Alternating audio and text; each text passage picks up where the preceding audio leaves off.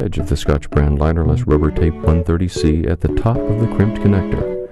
Pull it until it begins to stretch. It should be stretched to 1/3 its original width, almost to the point of breaking.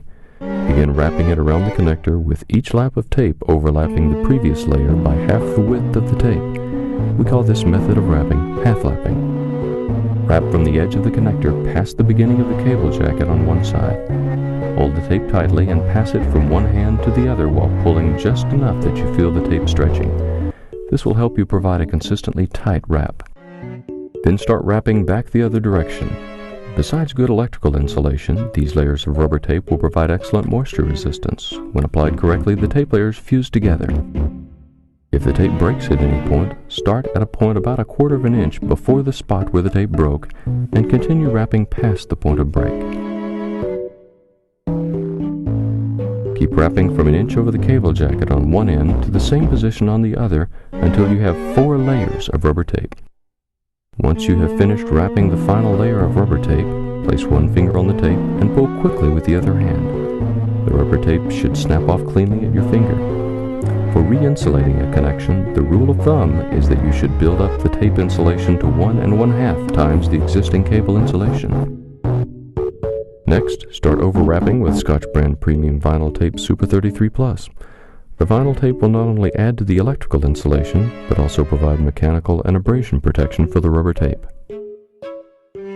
Wrap the vinyl tape as you did the rubber tape, half-lapping it with moderate tension just past the edge of the rubber tape on the cable jacket, at least an inch onto the cable jacket. Wrap a minimum of 2 layers of the vinyl tape in this way. At the end of the last layer, let the tension out of the tape and cut it with a sharp blade. Thumb down.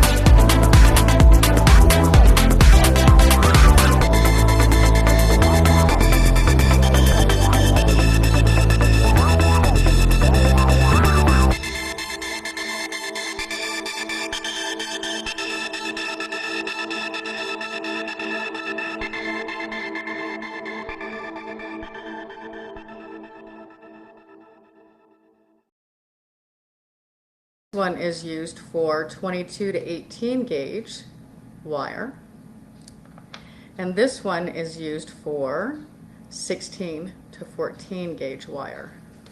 Today we're going to use 16 to 14 gauge wire. And what you're going to do is connect this on the existing wire in your vehicle. That's the wire that's not going to move in your vehicle. And then you're going to take your other wire and put it in the end. There's only one opening. If you look at the second hole, there's only one opening that you could put it in. And then you take your pliers and you push that silver blade. You're gonna put your pliers on the top and the bottom, and you're gonna squeeze it down. And then you pull them off, and you click the lid over the top, and you are done. And that is how you connect a quick splice wire connector. Thank you again for visiting Wiring Products. Ran 200 foot of PVC thick water with my trailer coming up to here. We got the fish tape in there already. But it's such a long run, it's stuck. We need to fish it out. Traditionally, what we usually do is put another fish tape in there without my tip and then twist it until it snags each other, and then we yank it out. But that ruins your tip, that ruins your fish tape faster. Now with my tip, just put a small hook on your end of your fish tape. I'll grab the tip. Instead of twisting it now.